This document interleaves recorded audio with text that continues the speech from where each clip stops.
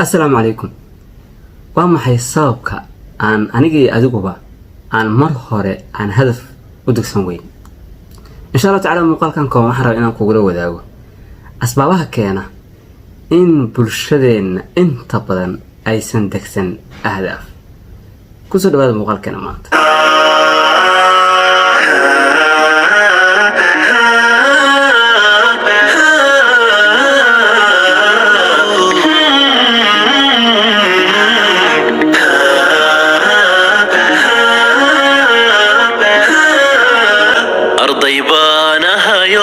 أرضي بانها يو وبحي ودنكانها يو خير السبب كوباد أن أهداف وتكسوين وحنا نقولها يا إن أهداف لتكسده ما أهم واحد مهمة بالشدة إن أنت بدن وحي آمنسيين إن أهداف لقرطه وقفك يورل ودكسده إن أيسن أهم واحد مهمة waxaana taas u sabab ah oo aan loola yaabaynin bal ka waran haddii aad ku kortay guri uusan ku noolayn qof hadaf degsada tusaale ahaan mujtamaceena caadiga ah Soomaaliya soo qaadayna waxaan filayaa in ugu yar yahay qof gurigiisa ku arka dadka guriga ku nool oo ahdaaf degsanaya tusaale ahaan inay ilmuhu arkaan aabahood oo hadaf u qoran yahay oo la sanadkan waxaan rabaa inaan xaqiijiyo waxaas iyo waxaas ama se inay arkaan hooyadood oo ahdaaf u qoran tahay oo le waxaan rabaa inaan waxaas iyo waxaas gaaro waxaan rabaa inaan sidan iyo sidan u gaaro bal ka waran haddii aad sidoo kale ku dhex nooshahay bulsho fadhi ku dirirkooda marka ay sheekaysanayaan ee laga yaabo in waxbarashadii laga nasanayo aan doodaha lagu soo darin sida ahdaafta ay u degsan lahaayeen ama sida ahdaafta loo degsado agtoodana aysan wax qiimo ah ka lahayn marka maadaama aanan xaafadihii aanan ku arkin ayadoo ahdaaf la dejinayo bulshadii dhexdeediina uusan wax qiimo ah ku lahayn sidaas si la midana iskuulada ama jaamacadahana aan midna lagu dhigin waa dareemi kartaa in bulshadaas dhexdeeda in ahdaaf la degsadaa waxay noqonaysaa wax aan muhiim ahayn inta badan bulshada waxay u arkayaan ahdaaf degsashada in ay tahay wax aan wax micno ku fadhin aan hal su'aal ku weydiiyo jawaabteedana waxaan filayaa inaa qaybta commentiga haddii Ilaahay igula wadaagi doontid marka loo eego asxaabtaada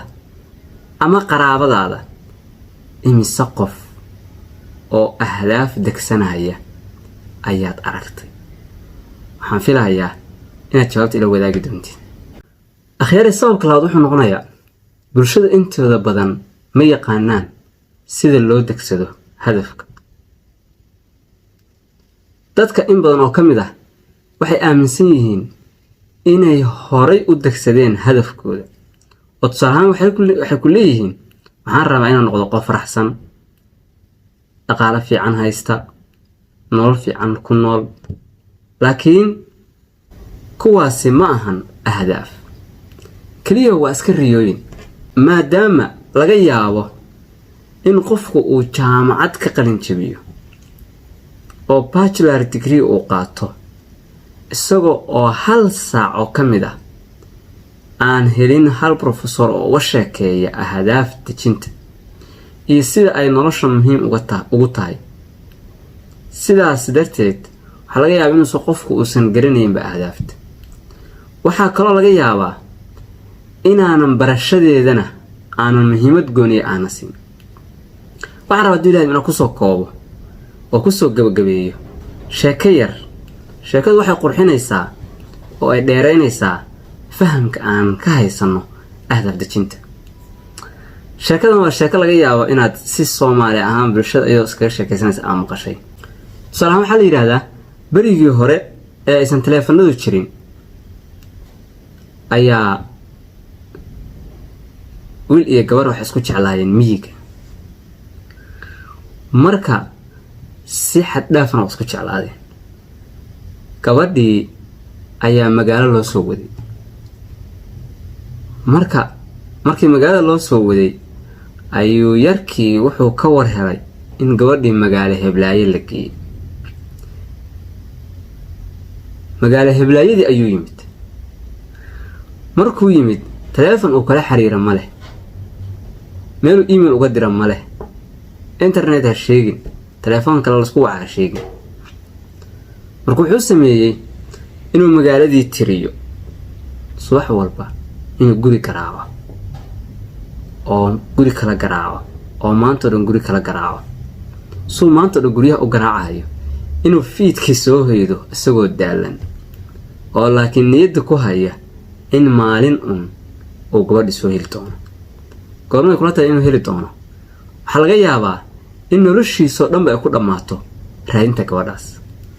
waxaa la mid ah qofka bilaa hadafka ah ee aan ahdaafta u degsanayn ee maalintii intuu iska shaqo tago iska socdo suu meelaha iskaga joogo, habeenkii markuu soo laabto niyadda ku haya inuu maalin noloshiisa isbedeli doonto oo uu noqon doono qof horumar gaara. waa macalin cigaal. aad baa u mahadsantihiin. fadlan muuqaalka laag saar. haddaad nagu cusub tahayna kusoo biir baraha bulshada aan ku leeyahay youtube-ka iyo facebook-ka.